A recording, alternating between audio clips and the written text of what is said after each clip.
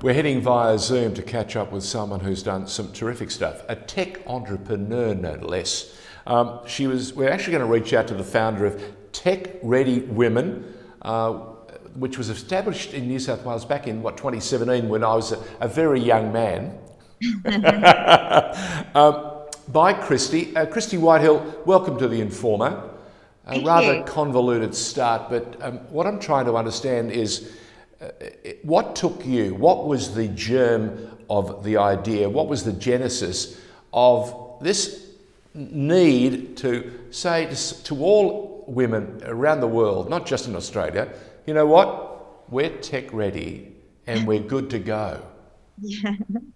Yeah, well, I think back in 2016, the idea actually started. I've been in the tech industry for over 10 years now, having founded technology-based businesses and I ran a software development agency for about 4.5 years.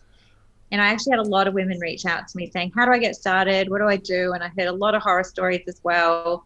And my own journey into the tech industry as a non-tech person was quite interesting, and I made a lot of mistakes. And I saw that there was great programs out there that supported women who already had an idea, had already scaled their businesses or started generating revenue, but there was nothing there for women who wanted to get into the industry, and gave them the core fundamentals to learn and the skills to learn how to get in. Christie, you said to me just a moment ago that there were so many women. Why, when you look globally, are there only about 16% of the marketplace run by women? Yep. If there are so many, what's held them back? What is it? Is it? You and I joked about my wife starting a new business, and I said to you that she had said to me, "I'm not very tech savvy." Now she's suddenly super tech savvy. So, is that the case from the very beginning? Women it was a new area, and they were loath to step out, or were there other reasons? Yeah, no, there's a few different barriers, I guess, and why there are so few women in the industry. But to name a few: cultural barriers. Obviously, it's very male dominated. Confidence, lack of skills, lack of access to network. So how did you kick the door down? How did you get those misogynists and others out of the way and allow you to do what you do? Yeah, I was one of those. Back 10 years ago, I would walk into the room and literally be the only woman in the room all the time.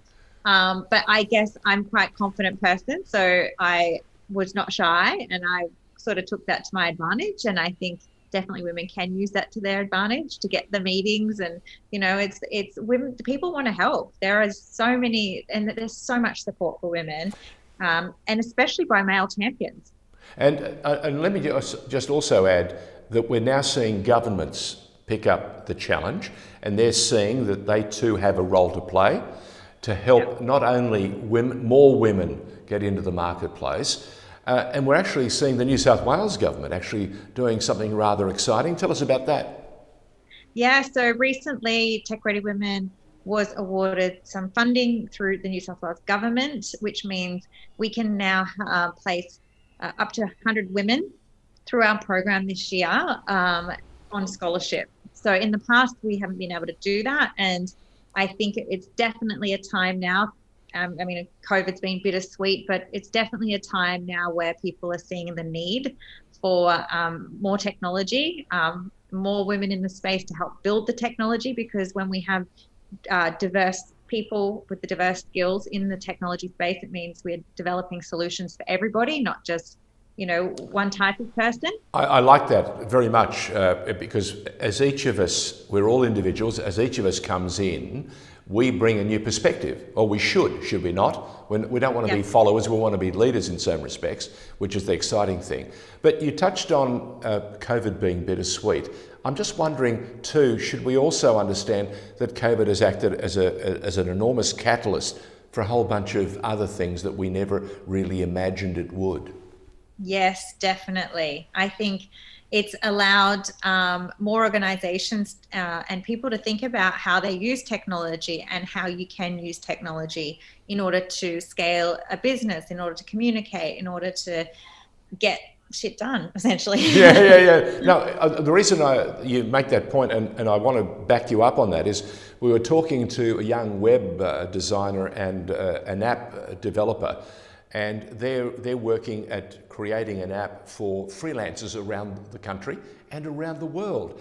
And the global interest has been enormous. So they're adding things like CRM, they're adding things like signature, and on and on and on. So I'm seeing people taking a fresh new approach. And I'm just wondering if COVID has scared enough people to say, you know what you were going to do in 3 or 4 or 5 or 6 years' time, you need to do it now.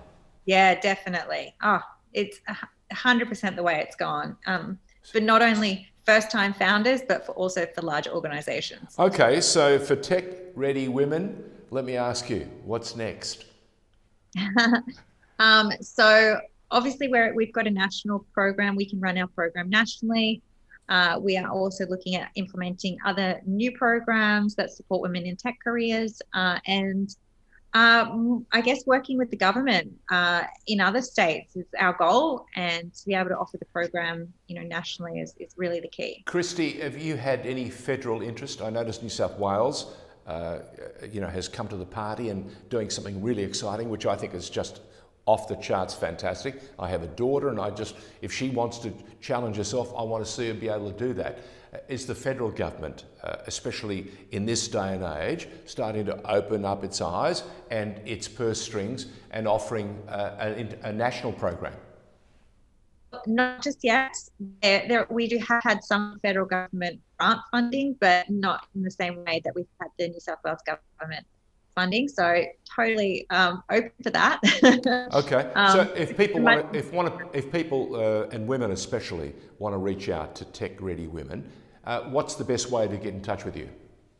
Yeah, so just head to our website, techreadywomen.com, and you can go apply for the program. It is open to all women who live in New South Wales at the moment, but if you are interested, please do apply if you're from other states anyway, because that'll show us where the interest is and we can bring our program to you. And I suppose you can take those numbers and those responses to government, whether it be state or federal, and say to them, look, we're getting enormous feedback, and you should come to the party.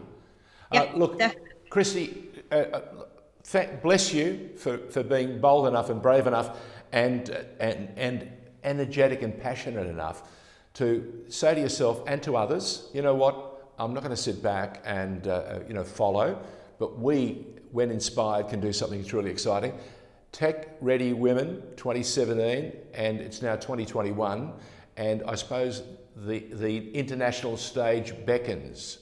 It definitely does. Yeah, we've got India on our horizon as well. So that's one big market. Yep, definitely. Okay, and the best part, they do speak our language. They do. Thank you, Christie. All the very best.